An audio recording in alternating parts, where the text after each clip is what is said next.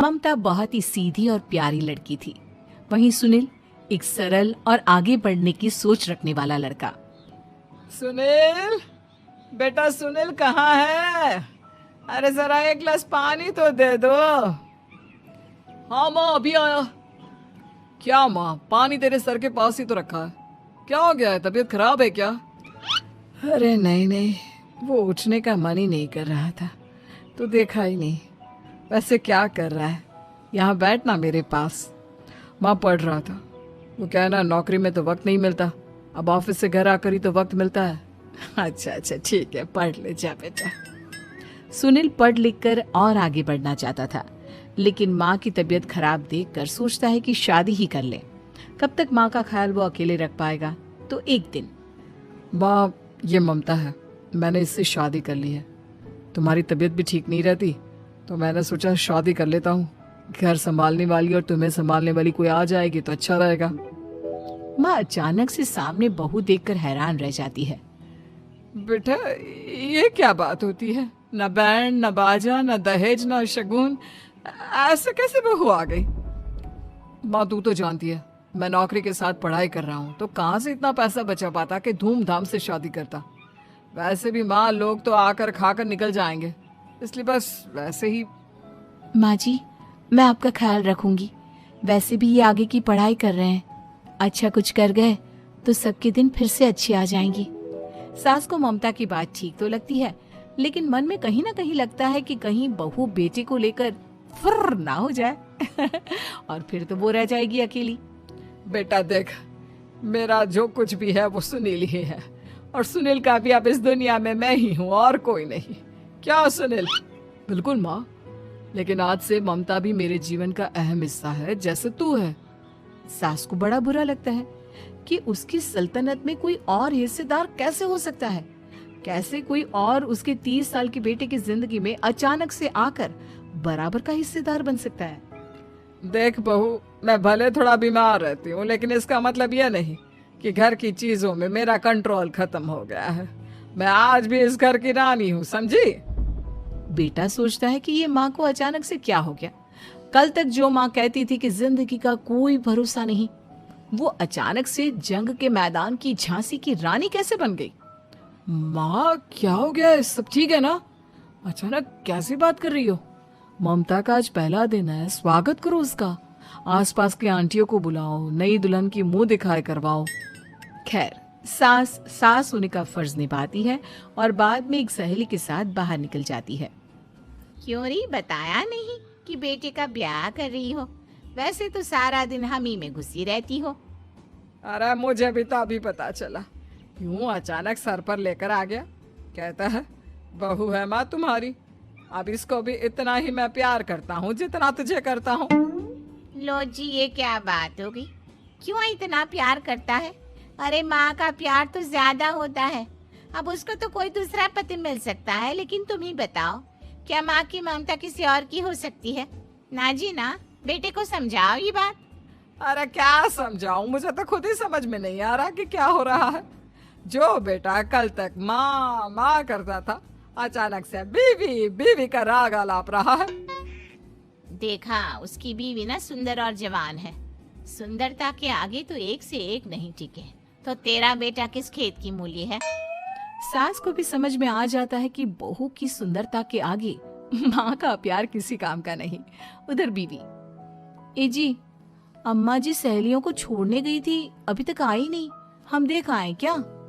अरे रहने दो ना, आ जाएंगी। कहाँ जाएंगी, उनकी आदत है, एक बार जाती है तो पूरी पंचायत खत्म करके ही आती है। अच्छा ही है, खाना वाना खा कर गई होगी। छोड़ो ना, घूमेगी तो खाना पचेगा, नहीं तो ऐसे ही खाट पकड़ लेगी। बहू भी शांत हो जाती है। उधर सास सोचती है कि आज थोड़ा देर से ही घर जाती हूँ, जब बेटा परेशान होकर ढूंढेगा तब मजा आएगा। बीवी को खुद ही पता चल जाएगा कि माँ के आगे उसकी दाल नहीं गलेगी। लेकिन वहीं दूसरी ओर घर पर, ए जी, माँ जी अभी भी नहीं आई, हमको तो घबराहट हो रही है कि क्या करें, जाकर पता करे किसी के घर। अच्छा, कहाँ जाओगी ये भी बता दो। पहला दिन है तुम्हारा इस घर में और एक ही दिन में मोहल्ला छानोगी क्या? हाँ, तो आप भी तो नहीं जा रहे हैं ना, हमको फिक्र हो रही है। अरे यार, ये रोज का है अम्मा का, खाओ और सो जाओ। बस फिर क्या था। बेटा बहू खाना खाते हैं और कमरे में सोने चले जाते हैं। उधर जब सास को कोई देखने नहीं आता तो वो हार कर घर आ जाती है, जहाँ वो देखती है कि सारे घर की लाइट्स बंद है। सास को गुस्सा आता है। बहू, ममता बहू कहाँ हो? लेकिन सारे दिन की थकी बहू को ऐसी नींद आती है जैसे किसी ने भांग की गोली खिला दी हो। वो तो नहीं उठती।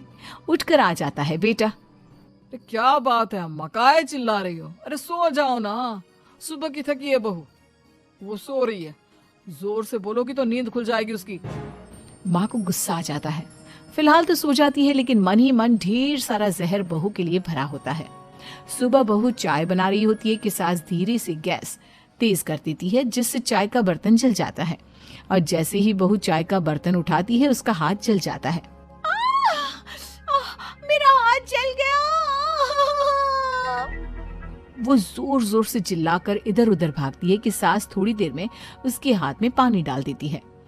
हाय रे बहू, क्या कर रही हो? पहली बार रसोई छुई हो क्या? सासू माँ गलती से गैस तेज रह गई थी और बर्तन जल गया, जिससे मेरा हाथ जल गया। हाय रे, कितना गंदा दाग। छी छी छी छी, मुझे तो उल्टी आ रही है तेरा गला हुआ मांस देखकर। तू ना मुझे अभी साथ से खाना मत लगाना। बहू भी खुद का हाथ देखती है तो उसे भी रोना आ जाता है। कुछ दिनों के बाद सास की सहेली आती है, बहू चाय बनाकर लाती है। उसके जाने के बाद सहेली कहती है, बहू की सुंदरता ऐसी है कि कोई भी दीवाना हो जाए। वैसे तेरे बेटे का क्या हाल है? अरे वैसा ही है, बहू के पीछे लट्टू। क्या करूं, कुछ समझ में नहीं आ रहा। मैंने तो बहू के चेहरे पर दिवाली के पटाखे की चक्री फेंक दी, उसका पूरा चेहरा जल गया। अब देखो ना रही सुंदरता, और ना ही अब मेरा बेटा उसे पूछता है। अरे अब तो वो उसे छोड़कर दूसरी भी देखने को बोल गया है मुझे। बहू सारी बात सुन रही होती है। आंटी एक बात बताइए, क्या भरोसा है कि दूसरी सही आए और आपके अनुसार रहे? देखिए आंटी, मेरी सासू माँ को गलत बात सिखाने की जरूरत नहीं है। हमारा परिवार साथ में खुशी से रह रहा है। देख बहू, मेरी सहेली की बेइज्जती ना कर, वही अच्छा रहेगा तेरे लिए, समझी? बहू नहीं मानती है। वो बार बार उनकी सहेली को घर से निकल जाने को कहती है। तभी सास की सहेली पास के चूल्हे से लकड़ी लाकर बहू के चेहरे पर लगा देती है। बहू जोर जोर से रोने लगती है। अरे ये क्या कर दिया? मैंने कहा किया, ये तो तूने किया। तू ही नहीं चाहती थी कि बहू बेटे के साथ रहे, भला मैं क्यों करूंगी? मैं तो चली, निपटो अब। बहू रो रही होती है, दर्द से चिल्ला रही होती है, लेकिन सास उसे डॉक्टर के पास नहीं ले जाती। तभी पति आता है। क्या हो गया ममता? ये दाग कैसे लगा? तुम कैसे जली? ममता कुछ नहीं कहती, बस दर्द से करा रही होती है। पति माँ की तरफ देखता है। हो ना हो माँ, ये पक्का आपका काम है। आप ही ममता से जला करती थी ना। देखना माँ, अब पुलिस आएगी, केस बनेगा, लेकिन पहले मैं ममता को अस्पताल लेकर जा रहा हूँ। सभी अस्पताल जाते हैं, जहाँ डॉक्टर ममता की सास से कहते हैं, आपने तो नहीं जलाया ना बहू को? अब ममता की सास के तो पसीने छूट रहे होते हैं। वो घबरा कर कहती है, ना ना डॉक्टर साहब, कैसी बात करते हैं? हम क्यों जलाएंगे अपनी बहू को? डॉक्टर ममता के पति से पूछते हैं। देखिए, क्योंकि ये ससुराल में जली है तो मामला पुलिस का बनता है, तो आप पहले पुलिस को बुलाइए, तभी इलाज पूरा होगा। सास डर जाती है कि अब तो बच्ची जिंदगी जेल में ही रहना होगा। रहने दीजिए ना, पुलिस को क्यों बुलाना? सारी हंसी खत्म हो जाएगी जब पुलिस के डंडे पड़ेंगे। बहू को जलाना भले ही बहुत आसान हो, लेकिन उसके बाद सारी जिंदगी जेल की हवा खाना। सास डर जाती है। पुलिस आती है। पास लेटी दर्द से करा रही ममता स्टेटमेंट देती है। तो क्या हुआ था? कैसे जली आप? ममता पास खड़ी सास को देखती है। बेटी बताओ, कैसे जल गई तुम? ओए, काका का किरण वाली शाहरुख, चुप, बिल्कुल चुप। सास चुप। सभी इंतजार करते हैं कि ममता क्या बोलेगी। जी मैं खाना बना रही थी, लकड़ी उड़कर मेरे ऊपर गिर गई और मैं जल गई। सास बहू की बात सुनकर रोने लगती है। देखा माँ, कितनी समझदार है ममता।